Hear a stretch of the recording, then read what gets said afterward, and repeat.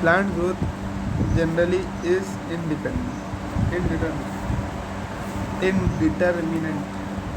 Determine नहीं कर इसे डिटरमाइन नहीं कर सकते, उसको क्या बोलते हैं हम? इनडिटर्मिनेट। ठीक है, तो प्लांट ग्रोथ क्या रहती है? बोलते हैं जनरली इनडिटर्मिनेट रहती है ना, उसको डिटरमाइन नहीं कर सकते कितनी होंगी करके। जैसे 1 सेंटीमीटर बढ़ेगा, 1 मीटर बढ़ेगा, 1 किलोमीटर बढ़ेगा, ऐसा कुछ नहीं बोल सकते। ठीक वो है, उसके हिसाब से कितना बढ़ सकता है। ठीक है, बिल्कुल। Plant growth is unique because plants retain the capacity for unlimited growth. बिल्कुल, प्लांट रिटेन क्या होता है? देखो बोलो। Plant growth unique. हाँ, यूनिक है, स्पेशल है। क्यों? Because plant retain the capacity for unlimited growth throughout their life. उनके पास में जिंदगी भर अनलिमिटेड, जिंदगी भर ग्रोथ होने की कैपेसिटी रहती है। प्लांट ग्रोथ एक यूनिक ग्रोथ है। हाँ, अपने जैसे नहीं हो, अलग है थोड़ा अपने से। अपने से अलग क्या है? तो वो जिंदगी भर ग्रो कर सकते ना, इसलिए। रिटेन बोले तो रिटेन यानी काम बाकी रखना, रिटेन यानी उनकी ग्रोथ होने की कैपेसिटी हमेशा बाकी रहती है। जैसे अपने अंदर बाकी रहेंगे क्या? नहीं, 18-20 साल के हो गए, बस ग्रोथ खत्म। लेकिन उनमें throughout the life capacity बाकी रहती है।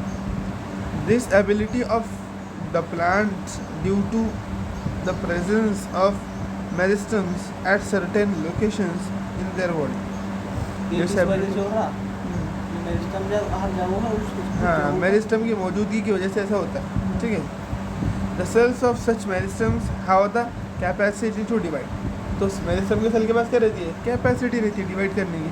एंड सेल्फ परपेचुएट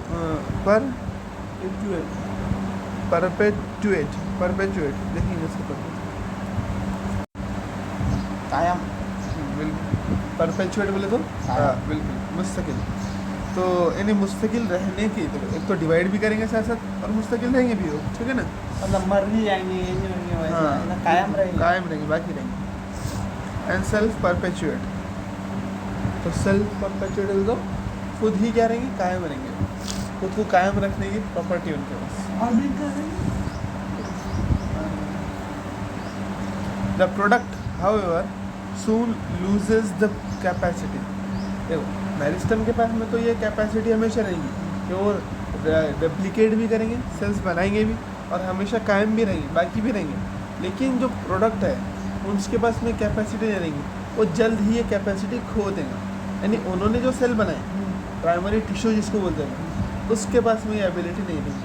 यानी सिर्फ हमारा मेरिस्टम ही ऐसा रहेगा जो कैपेबल ऑफ डिवाइडिंग हो। सारे के सारे plant body capable of dividing नहीं होंगे। उसका मतलब ये। हाँ, मतलब उन्होंने तो पूरी बॉडी बनाई, लेकिन पूरी बॉडी कैपेबल थोड़ी है डिवाइड। हाँ, सिर्फ वही कैपेबल। सिर्फ वही है, वही डबल होंगे, फिर और बनाएंगे, फिर वो या तो फिर सेकेंडरी में भेज देंगे, या तो फिर मर भी जाएंगे। हाँ, ऐसा। The product however soon loses the capacity to divide and such cells make up the plant body। और इसी तरीके से सेल प्लांट की बॉडी बनाते हैं। कौन से? प्राइमरी टिश्यू, है ना? यानी देखो, सिंपल बोलना क्या जा रहा हो, तुम्हारा जो मेरिस्टम है, ये जो मेरिस्टम है ना अपना, ये मेरिस्टम सेल है, ये मेरिस्टमेटिक सेल। ठीक है, ठीक है, मेरिस्टमेटिक। तो ये मेरिस्टम हमेशा रहने वाला है ना, प्लांट की बॉडी में ऑलवेज रहेगा। साथ साथ क्या करेंगे? ये इसके पास में हमेशा डिवाइडिंग करने की कैपेसिटी रहेगी। दो चीज़ें बोल दी इसके बारे में, एक तो सेल्फ परपेचुएट यानी खुद को कायम रखेंगे, खुद को बाकी रखेंगे, मुस्तकिल रखेंगे, और दूसरी बात ये बोल दी कि इनके पास में डिवाइडिंग करने की कैपेसिटी रहेगी। लेकिन ये मेरिस्टम जो सेल बनाएंगे, क्या करेंगे? ये मेरिस्टम जो सेल बनाने वाले वो ऐसे नहीं रहेंगे। ये मेरिस्टम जो सेल बनाएंगे, जैसे मान लो ये सेल बनाएंगे,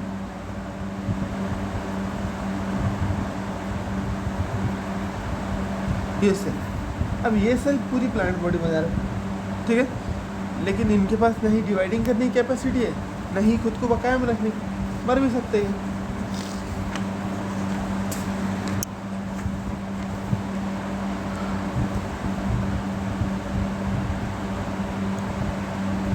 This form of growth, wherein new cells are always being added to the plant body by the activity of the meristem, is called the open form of growth।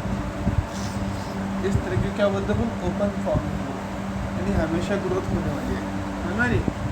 This form of growth where new cells are always being added, यहाँ पर हमेशा नए cells add होते रहते हैं to the plant body by activity of the meristem, किसके जरिए, meristem की एक्टिविटी के जरिए,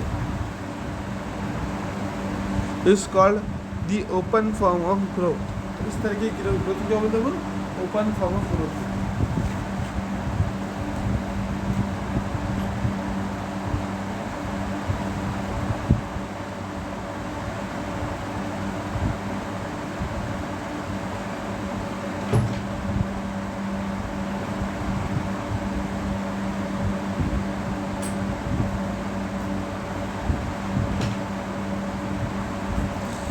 ओपन फॉर्म ऑफ ग्रोथ। हाँ, ओपन फॉर्म ऑफ ग्रोथ बोलते हैं। What would happen if the meristem ceases to divide? क्या हो मेरिस्टम डिवाइड करना ही बंद कर, क्या करें, डिवाइड करना बंद कर दे, ceases to divide. Does this ever happen? क्या ये कभी हो सकता है ना? देखो अगर मेरिस्टम अगर डिवाइड करना बंद कर दें तो प्लांट की ग्रोथ रुक जाएगी, सीधी बात है। ये डायग्राम, हाँ, डायग्राम देखो क्या है। सबसे पहले जो बताया उसमें क्या बताया, उसमें सीड का जर्मिनेशन दिखाया। सबसे पहले सीड ज़मीन में है, तो रेडिकल से उसकी रूट बन गई, दिख रहा है, हाइपोकोटाइल बोल रहे हैं उसको, बोलते हैं ना, सीडलिंग बन गया अभी वो, है ना। हाँ बिल्कुल। फिर बाद में क्या हुआ, देखो प्लांट से, देखो हाइपोकोटाइल दिख रहा है ना हमारे, हाँ कॉटलेटन के नीचे वाला पार्ट हाइपोकोटाइल। हाँ, उसके बाद में रेडिकल से वो बनी, देखो क्या बनी, रूट बनी। फिर ऊपर गया, देखो इपिकल हुक वगैरह फॉर्म हुआ। उसके बाद में इपिकोटाइल दिख रहा है, कॉटिलेडन के ऊपर वाला पार्ट, इससे शूट बन रही है, हाँ, बस। तो कॉटिलेडन के नीचे वाला पार्ट जिससे रूट बनेगी, कॉटिलेडन के ऊपर वाला पार्ट जिससे शूट बनेगी। अपने सब पढ़े थे ना, हाँ। बस इस पे याद रखने का है। नहीं तो टेंशन नहीं है, समझने के लिए दिया कि प्लांट की देखो टिश्यू जो अपना ग्रोथ होती है वो किस तरीके से होती है, देखो अपने क्या क्या समझना है, नहीं हाइपोकोटाइल। हाँ, वो तो अपने ठीक है। मालूम ना, कॉर्डिनेटर चाहे को हाँ। ऊपर ईपी हाइपोकोटाइल से क्या बनती दिख रही है तुमको, रूट। रूट बनती है, और कॉर्डिनेटर ईपी से शूट बनती तो है। ये ऐसा इपिकल हुक भी बना यहाँ पर, इपिकल हुक का फॉर्मेशन भी हुआ। हाँ, इपिकल हुक के फॉर्मेशन से क्या होगा, अगर पत्थर वत्थर आ गए तो वो अच्छे से निकलने में मदद करेंगे, ठीक है। इपिकल हुक का फॉर्मेशन हुआ, सीड कोट देखो Typical धीरे रूट का, हुक हुक हाँ सॉरी इपिकोटाइल हुक का जो फॉर्मेशन हुआ ना ये, यार आगे सुना दो। हाँ इपिकोटाइल हुक। उसके बाद में क्या हुआ कि पत्ते ऊपर चले गए और वो जो कॉटिलेडन थे वो नीचे रह गया। आई बात समझ, तो प्लांट ऊपर चले गया, कॉटिलेडन नीचे रह गए, फिर प्लांट बढ़ गया, कॉटिलेडन डिसअपियर हो गया। कॉटिलेडन में का जितना फूड था प्लांट ने सारा यूज़ कर लिया, अब उसको खुद को पत्ते आ गए तो वो खुद फोटोसिंथेसिस कर सकता है। ये डिसअपियर हो जाती है, हाँ इतना नहीं भी ध्यान दिया चलता है इसको।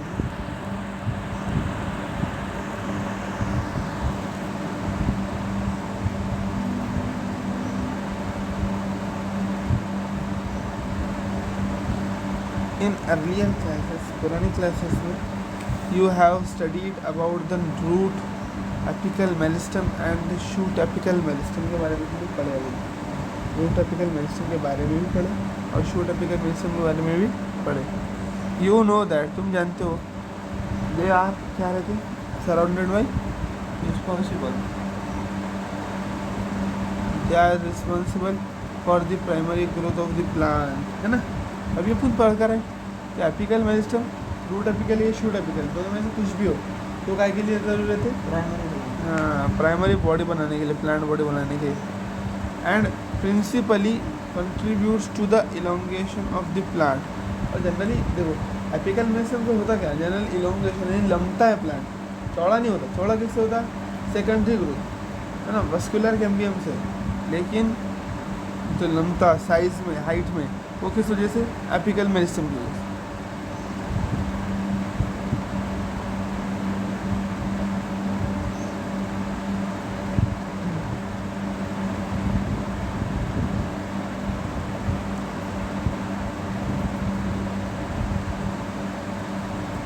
देखो आगे। The primary growth of the plant and principally contribute to the elongation of the plant along its axis, है ना, तो ये लंबा लंबा बढ़ाएगा उसको, ठीक है. You also know that in dicotyledonous plant the gymnosperm and gymnosperm the lateral meristems, vascular cambium and core cambium appear later in the life. देखो यानी जिम्नोस्पर्म में भी और साथ साथ इसमें डाइकॉट में भी सेकेंडरी ग्रोथ होती है ना. वस्कुलर कैम्बियम आता है बोलते बाद में, पहले तो नहीं आता शुरुआत में, लेकिन बाद में क्या होता है वस्कुलर कैम्बियम आता है, जिसकी वजह से क्या होती है सेकेंडरी मेरिस्टम बोलते हैं उसको, लेटरल मेरिस्टम बोलते हैं उसको. उसकी वजह से लेटरल ग्रोथ होती है. कैसी ग्रोथ होती है? लेटरल, यानी गर्थ बढ़ती है प्लांट की, चौड़ाई बढ़ती है. याद रखना जिम्नोस्पर्म में भी रहता है, देखो मोनोकॉट में नहीं हो, लेकिन एंजियोस्पर्म में भी, और एंजियोस्पर्म के डाइकॉट में, और किसके अंदर है जिम्नोस्पर्म में भी है, ठीक है. You also know that in the dicotyledonous plant and gymnosperm the lateral meristems, the lateral meristems, vascular cambium and core cambium appear later in the life.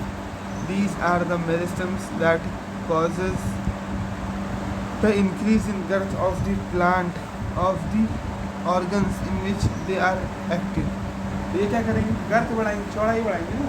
सीधी बात. जिस भी ऑर्गन में रहेंगे उस ऑर्गन की क्या कर देंगे? चौड़ाई बढ़ा देंगे. This is known as secondary growth of the plant tissue. इसको क्या कहते हैं अपन? Secondary growth of the plant. अब देखो ग्रोथ इज मेजरेबल. अब क्या पढ़ा रहा है? अब पढ़ा रहा है ग्रोथ को हम गिन सकते, देख सकते, समझ सकते हैं, ठीक है. Growth at the cellular level. अगर सेलुलर लेवल पे ग्रोथ रही तो उसका मतलब क्या होता है? Is principally a consequence of increase in the amount of protoplasm. अगर अपन एक सेल की ग्रोथ देखें, सिंपल क्या करें, एक सेल की ग्रोथ देखें, तो एक सेल की ग्रोथ किस तरीके से हो सकती है?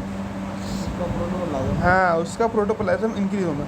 Since increase in protoplasm is difficult to measure directly, लेकिन अपन प्रोटोप्लाज्म इंक्रीज इन प्रोटोप्लाज्म को डायरेक्टली मेजर नहीं कर सकते, गिन नहीं सकते. One generally measure some quantity which is more or less proportional to it. तो हम क्या करते हैं? क्वांटिटी खींच लेते हैं, है ना. क्वांटिटी यानी कितना कितना वजन बढ़ा कर. पहले क्या करेंगे अपन? सेल का वजन कर लेंगे. मान लो 1 ग्राम का सेल बना, बाद में वजन करो 10 ग्राम का सेल बना, इसका मतलब वजन कितने से बढ़ा? 9 ग्राम से, है ना. तो इस तरीके से. तो अगर हमको देखना है कि प्रोटोप्लाज्म कितना बड़ा, तो अपन उसको क्या गिन लेते हैं? क्वांटिटी देख लेते हैं.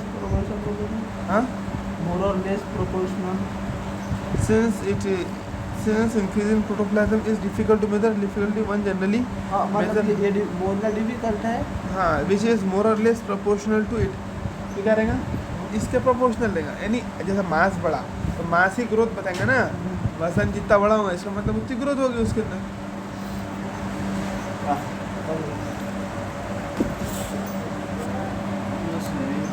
इसका मतलब ये है, देखो तुम प्रोटोप्लाज्म को डायरेक्ट तो गिन नहीं सकते कितना बड़ा, तो तुम क्या करो? वजन देख लो.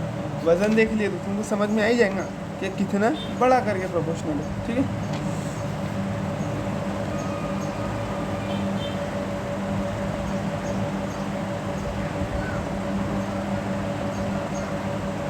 Growth is therefore measured by a variety of parameters, some of which are increase in flesh weight. तो ग्रोथ को तुम बहुत अलग अलग तरीके से गिन सकते हो. किस तरीके से ग्रोथ होती है, कितनी ग्रोथ हुई, उसको बहुत अलग अलग तरीके से गिन सकते हो. उसमें से पहला तरीका क्या है? क्या इंक्रीज इन फ्रेश वेट को गिनना, कि भाई ताज़ा वेट कितना बड़ा करेगा ना. तरबूज लाए तुमने, अब तरबूज तुमने हमारे खेत में लगाए, तुमने गए तो अभी तरबूज लगा, 2 दिन के बाद में जाकर देखा तो थोड़ी साइज़ बढ़ी, फिर और 1 महीने के बाद जाके देखा तो और बहुत बड़ी साइज़ उसकी, है ना. तो उसका फ्रेश वेट हो गया ना, पानी भी है ना उसके अंदर, तो फ्रेश वेट देख रहे साथ में. या फिर ड्राई वेट, सिर्फ ड्राई वेट का कंसिडर करें तो ड्राई वेट में कितना अमाउंट बढ़ा उसका, है ना. लेंथ देखे उसकी, एरिया देखे, वॉल्यूम देखे, एंड सेल मेम्ब्रेन तक के देखे अपन, यानी सारी चीज़ें देखे. अगर सेल नंबर, सेल के नंबर, यानी सेल नंबर भी है ग्रोथ का पैरामीटर है. जितने ज़्यादा सेल नंबर हो गए बैक्टीरियल ग्रोथ के अंदर तो वही है ना, जितने ज़्यादा सेल हो गए इसका मतलब उतनी ज़्यादा ग्रोथ हो गई. यू में फाइंड इट अमेजिंग, जैसे यहाँ पर आ जाओ, तुमको ये बात बहुत अजीब लगेंगे बोलते, to know that one single maize root apical meristem even give rise to more than 7,500 new cells per hour. एक घंटे में कितने सेल बनाता हूँ? एक सेल हाँ, एक सेल एक घंटे में 17,500 सेल बना रहा है। कितने? 17,500। ये तो बोला उसने कि one single maize root apical meristem, एक रूट एपिकल मेरिस्टम मेज का एक घंटे में 17,500 सेल बनाता है। कितना? 17,500।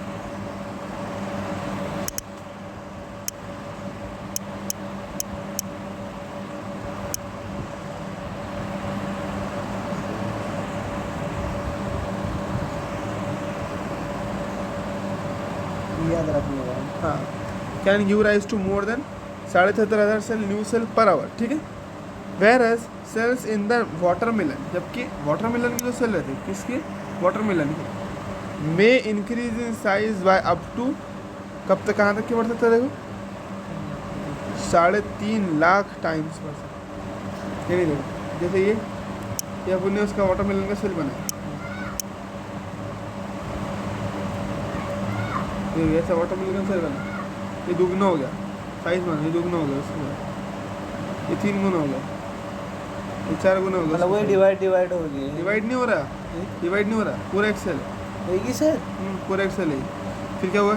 ऐसे ही 8 गुना हो गया वो, इसी बढ़ के 8 गुना हो गया। मतलब सिर्फ बढ़ते जा रहा। हाँ, साइज में बढ़ रहा था, साइज में। ऐसा कितने गुना बढ़ सकता है? 3.5 लाख गुना बढ़ सकता है। 1 से 3.5 लाख टाइम। बिल्कुल, समझ पाए तुम बात?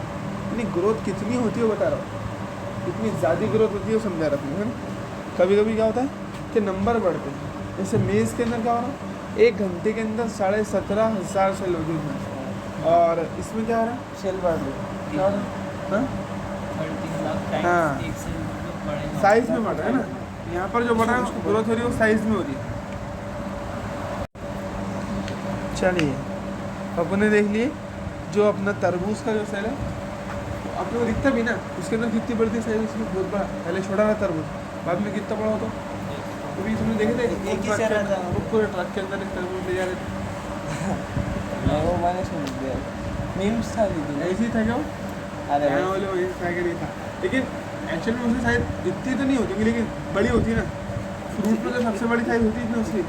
हाँ, इतनी बड़ी मिनिमम हो सकता है, आमतौर पर इतनी तो हो सकता है, इसमें कोई बड़ी बात नहीं है। अरे बात समझ, तो कितना बड़ा था उसका सेल समझ में आया तुम्हारे? और मेज़ के सेल कितने फास्ट डिवाइड करते हैं ये भी समझ में आएगा। ठीक है, 1 घंटे के अंदर दे देंगे। In the former growth is express as increase in the number. तो देखो मेज़ के अंदर जो अपन ग्रोथ को देख रहे हैं वो कैसा देख रहे हैं? नंबर के ऊपर बोल रहे हैं, ये नंबर बढ़ रहा है जल्दी जल्दी, अपन बोल रहे हैं बहुत फास्ट ग्रोथ है, बहुत ज़्यादा ग्रोथ है। इन द लेटर, यानी अपन तरबूज में क्या बोल रहे हैं? साइज बोल रहे हैं। क्या बोल रहे हैं? Increase in size of this cell को अपन ग्रोथ मान रहे हैं। तो अपन दोनों वहाँ पर वो बढ़ा तो नंबर में साइज ग्रोथ मान रहे, यहाँ हाँ। पर ये बढ़ा तो यानी सिंपल ये बताना चाह रहा कि सेल का नंबर बढ़ना या फिर सेल की साइज बढ़ना, दोनों भी क्या है? Considered under growth. While the growth of the pollen tube is measured in terms of the length. अब pollen tube की ग्रोथ कैसे मेजर करेंगे? लेंथ की टर्म में। An increase in surface area denotes the growth in dorsiventral leaf. अब देखो इसका surface area बढ़ जाता है, यानी अगर छोटा सा लीफ है पहले, मतलब बता रहा अलग अलग ऑर्गनों को किस तरह से तुम गिन सकते हो। हाँ बिल्कुल, ये याद रखने का क्या है इसमें? इसमें इतना कुछ याद नहीं रखना है। देखो तरबूज का और उसका मेज़ के भी याद रख ले तुम तो काफ़ी है। और ये देखो कि पोलन ट्यूब की ग्रोथ की तुम काम में मेजर कर दो लेंथ में।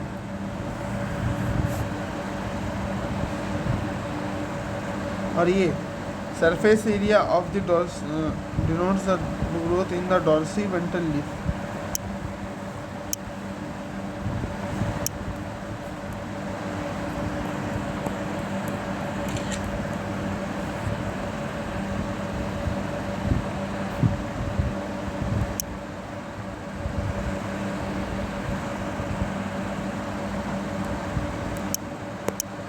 समझ में आएगा तुम्हारे?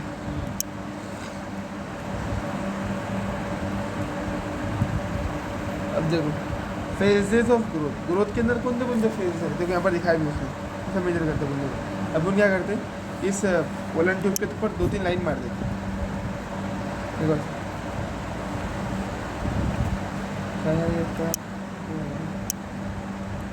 पोलन ट्यूब है क्या? हाँ पोलन ट्यूब है ना, पोलन ट्यूब तो जब फॉर्म होगा ना, जब वो जाके स्टिग्मा पे लैंड होता रहेगा तो। हाँ बिल्कुल।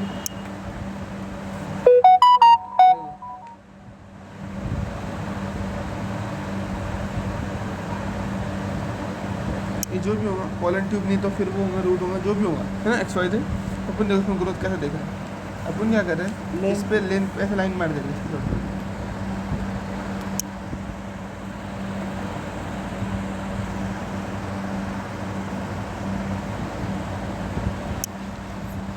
लो ऐसा पहली लाइन मार दी अपने, ये फिर ये फिर ये फिर ये ऐसी लाइन मार दी, ठीक है समझ मारा ना।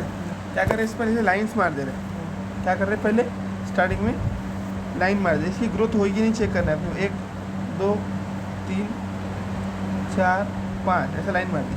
अब देखो बाद में ये लाइन जब ग्रोथ हो जाएंगी तो इन लाइन के बीच का डिस्टेंस क्या होगा, बढ़ जाएगा,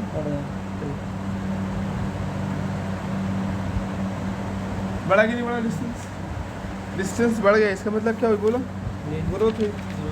तो जो सेक्शन में का रीजन सबसे डिस्टेंस सबसे ज़्यादा बढ़ गया, इसका मतलब उस रीजन में सबसे ज़्यादा ग्रोथ हुई, समझ रहे बात करिए ऐसा। ये पुश अप करिए समझाने के लिए बता दे डायग्राम क्या चीज़ है।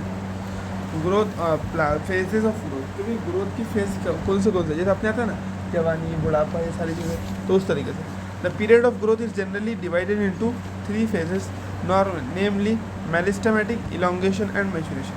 देखो ग्रोथ के 3 फेज है बोल रहे हैं, कितने 3, कौन से हाँ, meristematic phase, elongation phase and maturation phase. Let us understand this by looking at the root tip. अब root tip को देखते हो समझो बोलते कैसा 13.3 देखो ये है ना, रूट टिप बताया उसने चलो ठीक है। Let us understand this by looking at the root tip. The constantly dividing cells both at the root apex and the shoot apex result the meristematic phase of growth. देख लो कि root apex के cell ना constantly divide कर रहे हैं, क्या कर रहे हैं, कॉन्स्टेंटली डिवाइड कर रहे हैं ना, बढ़ा रहे हैं सेल्स, यहाँ पर डिवाइड कर रहे हैं। तो ये रूट जो टिप है यहाँ पर क्या होगा, मेरिस्टम हो गए होंगे या नहीं होंगे, क्या कर रहे होंगे, डिवाइड कर रहे होंगे, डिवाइड करा, फिर इलोंगेशन रीजन में क्या होंगे, उसकी ग्रोथ हो रही होगी है ना, तो देखो इलोंगेशन रीजन में ग्रोथ हो रही है, हाँ लेंथ में ग्रोथ हो रही है ऐसा।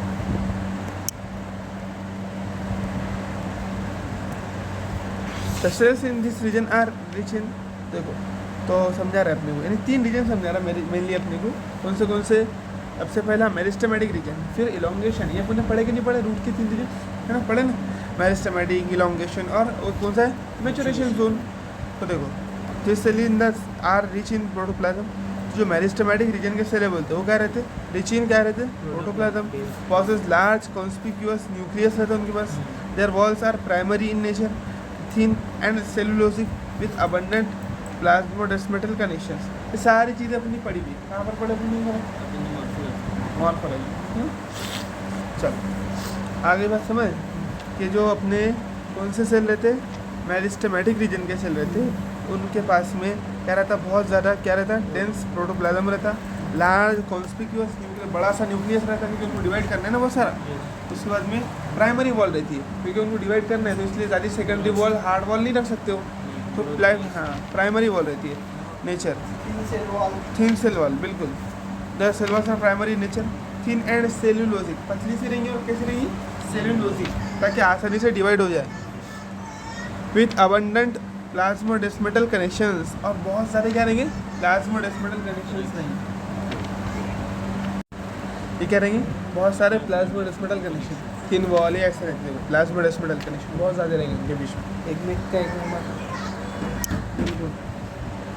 ये डायग्राम में क्या है, हाँ ये डायग्राम छूट गई है ना, क्या है इसमें कुछ भी नहीं, तो उसने क्या दिखाया सबसे ऊपर शूट एपिकल मेरिस्टम, नीचे लिखा है रूट एपिकल मेरिस्टम और बीच में लैटरल। क्योंकि लैटरल हो सकती करके। हाँ जो ऐसा ग्रोथ करा सकती है, बस इतना लिखा है उसमें। सही है। Let us understand. हाँ, their cell walls are primary in nature, thin, cellulosic with abundant plasmodesmatal connections. The cells proximal, just next, away from the tip. हाँ, मतलब अभी सेल कहाँ रहेंगे बोलते हैं? प्रॉक्सिमल, करीब। कहाँ से करीब? टिप के एकदम करीब रहेंगे। हाँ, proximal next away from the tip, just tip के पास में रहेंगे। ये सेल टू द, हाँ यानी मेरिस्टेमेटिक रीजन के cell, to the permanent, to the meristematic zone, represent the phase of elongation. तो क्या बोला? द सेल प्रॉक्सिमल नहीं, सॉरी ये अलग बात चल रही है ना। The cells proximal to the meristematic zone. अब देखो जो सेल मेरिस्टेमेटिक जोन तो अपने को मालूम है एकदम टिप पर रहेंगी, है ना। अब देखो जो मेरिस्टेमेटिक जोन के करीब रहेंगे बोला, यानी मेरिस्टेमेटिक के बाद में कौन किसका नंबर आता? इलोंगेशन का। Zone represent the phase of elongation, increase vacuolation. तो यहाँ पर क्या होगा? वैक्यूल बढ़ जाएगा, है ना, ग्रोथ होंगे ना, इलोंगेशन होगा ना, लमेंगे ना सेल, इससे क्या बढ़ जाएगा? वैक्यूल डिवाइड करके दिए, लेकिन ये वैक्यूल बढ़ा के इसे ग्रोथ करेंगे। हाँ, साइज बढ़ाएंगे सेल। उन्होंने साइज नहीं बढ़ाया, उन्होंने नंबर बढ़ाया। क्या बनाया उन्होंने? नंबर। सेल इनलार्जमेंट, अगर तुमको पूछे कि भाई कौन सा रीजन है जो इलोंगेशन के लिए जरूरी है, इलोंगेशन क्या बोलेंगे तुम? लंबाई बढ़ने के लिए, सेल की ग्रोथ। ये फिर पूछे कि प्लांट की लेंथ बढ़ने के लिए, प्लांट की लेंथ या फिर रूट की लेंथ बढ़ने के लिए कौन सा रीजन रिस्पॉन्सिबल है? क्या बोलेंगे? इलोंगेशन। डिवाइडिंग के वास्ते वो meristematic. Cell enlargement and new cells, cell wall deposition are the characteristics of the cells in this phase. और इसके और क्या क्या कैरेक्टरिस्टिक है देखो। न्यू सेल वॉल का डिपोजिशन होता है यहाँ पर, यानी थोड़ी अब वॉल कड़क कड़क होती जाती है। Are the characteristic of phase cells in this phase. तो इस फेज के सेल्स का कैरेक्टरिस्टिक है ना, क्या ये? सेल वॉल डिपोजिशन होना मतलब थोड़ी लिग्निफाइड होना, ऐसा बोल सकते हैं। बिल्कुल। सेल वॉल कड़क होना इसकी कैरेक्टरिस्टिक फीचर है ये फेज के। Further away from the apex, that is, अब इससे भी थोड़ा दूर देखेंगे, more proximal to the phase of elongation. Elongation phase के नज़दीक, इलोंगेशन रीजन के नज़दीक क्या रहेगा? मैचुरेशन जोन रहेगा। Maturation lies the portion of the axis which is undergoing the phase of maturation, जो उसी एक्सिस पर मौजूद है। सारे ये तीनों जो जोन किसी है वो एक एक्सिस में मौजूद है। तो ये क्या रहता फिर? मैचुरेशन जोन रहता। The cells of this zone attain their maximal size. देखो क्या बोला? Further away from the apex, apex से चोटी से एकदम दूर। देखो जैसे थोड़ा सा मेरी छोटी बनाएंगे, हाँ ये मानो ये एकदम छोटी है तुम्हारी, ठीक है, ये एकदम छोटी है। तो यहाँ पर रहेंगे मेरिस्टेमेटिक। फिर थोड़े ऊपर चले जाओ, ये रहेंगे इलोंगेशन, इसको बोलते हो। ये रहेंगे इलोंगेशन, ये लंबे लंबे से लेंगे, ये इलोंगेशन जोन है, ठीक है। और इसके भी ऊपर जाएंगे तुम, तो फिर तुम्हारा क्या हो जाएगा? मैचुरेशन यहाँ पर। मतलब फर्दर अवे इससे बोल रहा हूँ, मेरिस्टेमेटिक इससे एपेक्स से बोल रहा है ना। हाँ, तो फर्दर अवे यानी इस चोटी से ऊपर जाएंगे तो यहाँ पर रहेगा मैचुरेशन जोन, ठीक है। तो देखो ये सबसे दूर है नहीं, इन तीनों भी रीजन में सबसे दूर क्या है? चोटी से, इस चोटी से मैचुरेशन जोन। और प्रॉक्सिमल है इलोंगेशन के। Lies the portion of the, क्या बोला? Further away the from the apex, छोटी सी सबसे दूर, more proximal to the phase of elongation, नजदीक किसके? वो इलोंगेशन की। Lie the portion of which is undergoing the phase of maturation, जो क्या कर रहा है? मैचुरेशन की फेज में। The cells of this zone attain lies the portion of axis which undergoing the phase of maturation, यानी axis का वो पोर्शन जो मैचुरेशन के अंदर है, जो मैच्योर हो रहा है, जो क्या कर रहा है? परमानेंट हो रहा है, उसको बोल रहे हैं। ऐसा बोल रहा हूँ। Lies the portion of the axis, यानी वो एक्सिस का वो पोर्शन। अब जब एक्सिस है तो पेन रहता है कि नहीं? पेन अपना वो पूरा एक्सिस हो गया ना, तो पूरी लाइन पर खड़ा हुआ है, तो उस लाइन का वो पोर्शन है। जैसे अपना पेन रहता है, पेन, तो पेन में क्या रहता है? अलग अलग पार्ट रहते हैं। सबसे पहले क्या रहेंगी? उसकी नोक रहेंगी, टिप, उसके बाद में वो जैसे खुलता है, फिर रबर वाला पार्ट, फिर बाद में प्लास्टिक रहेगा, और सबसे लास्ट में जहाँ से अपन रिफिल डालते हैं वो रहेंगे ना। तो अपन क्या बोल सकते हैं, पेन सबसे ऊपर है, उसके थोड़ा नीचे वो टिप है उसकी जो खोलते अपन, फिर उसके बाद रबर वाला पार्ट है, फिर रबर वाला पार्ट मान लो उसको क्या है, तो कि पूरे के पूरे पार्ट स्टेम के एक्सिस पर आ रहे कि नहीं आ रहे? हाँ ऐसा ऐसा बोलो। Lie the portion of axis which is undergoing the phase of maturation. तो ये एक्सिस का वो पोर्शन है जो मैचुरेशन फेज में है वो। मैचुरेशन रिप्रेजेंट कर रहा है। The cells of this zone, maturation के जो सेल्स है, अटेन देयर मैक्सिमल साइज, अपनी मैक्सिमम साइज को अटेन कर लेंगे, उसके आगे वो नहीं बढ़ने वाले। In terms of wall thickening, और उनकी वॉल एकदम क्या होंगी, कड़क हो जाएंगी। एंड प्रोटोप्लाज्मिक मॉडिफिकेशन भी उनमें कंप्लीट हो जाएगा, यानी सारी चीज़ें यहाँ कंप्लीट होने वाली है। इसके बाद में आप सेल का ग्रोथ नहीं होगा। मतलब ये 3 चीज़ें अटेंड कर ले रहे हो, ये चीज़ें कर ले रहे, बस फिर जैसे वैसे रुक जा रहे, कुछ मैक्सिमल साइज, हाँ wall thickening and protoplasmic modification. बिल्कुल। Most of the tissues and cell types you have studied in earlier classes represent this phase. जो कुछ तुमने पढ़कर आए, जैसे पढ़ते तुम स्क्लेरेन्काइमा, पैरेन्काइमा, कोलेन्काइमा, तो वो सारे किस सेल थे? वो सारे मैच्योर टिश्यू के सेल थे, है ना, जाइलम, फ्लोएम। तो वो कोई भी डिवाइडिंग थे क्या? नहीं। मेरिस्टेमेटिक सेल तो अपने ऊपर पड़े छोड़े थे, तो मेरिस्टेमेटिक का रिजल्ट थे ना सारे, तो वो सारे क्या थे? इस ही मैच्योर रूट अपाकल, शूट अपाकल, मेरिस्टेम छोड़ के, हाँ कुछ सेकेंडरी के छोड़ के, हाँ। बाकी तो सब सारे प्राइमरी टिश्यू, एपिडर्मल टिश्यू, ये वो सब तो मैच्योर बिल्कुल। टिश्यू। लेकिन ये समझ में नहीं आया मेरे, मतलब देखो अब सेल इलोंगेशन होंगे, फिर इलोंगेशन होकर डायरेक्ट मैचुरेशन को दे देंगे। हाँ तो मैचुरेशन में जैसे आएंगे तो उनके पास मैक्सिमम साइज भी रहेंगी, उनका थिकनिंग वॉल भी हो जाएंगे, प्रोटोप्लाज्मिक मॉडिफिकेशन जैसे आएंगे वैसे ही हो जाएंगे उनके पास। हाँ। तो बाद में उसके बाद नहीं होने वाली। नहीं, उसके बाद में अब यहाँ से पूरे रीजन को मैचुरेशन हुआ। मतलब फॉर एग्जाम्पल देखो अब ये बढ़े सेल ऊपर आके ये जोन में आ गए, हाँ जैसे आए तो उनकी थिकनिंग वालों की साइज भी जब भी बढ़ेगी, जैसे आएंगे वैसी, हाँ। और मॉडिफिकेशन भी साइज पहले से बढ़ते आ रही है उनकी, हाँ। लेकिन यहाँ पर आने के बाद अब उनकी साइज बढ़ना रुक जाएगी, मैक्सिमम हो जाएगी। हाँ हो गया ना, ऐसा भी बोल सकते हैं प्रोटोप्लाज्मिक मॉडिफिकेशन इलोंगेशन से आ रहा है, लेकिन वहाँ पर आए तो रुक जाएगा। हाँ बिल्कुल, वहाँ पर आने के बाद में मैक्सिमम हो जाएगा। मतलब जैसे ये सब तीनों भी चीज़ें इलोंगेशन से करते हुए आ रही, लेकिन वहाँ पे जैसे वो रीजन दिखे वहाँ पे जाएगी हाँ मैच्योर। मैक्सिमम हो गया, यानी सिंपल बोले तो ऐसा देखो, ऐसा कुछ ये नहीं रहता उनके बीच में। अपन बस जस्ट क्या बोलते हैं, जहाँ पर इलोंगेशन हो रहा है तो वो रीजन इलोंगेशन, और जहाँ इलोंगेशन रुक गया वहाँ से पूरा रीजन मैचुरेशन। ठीक है।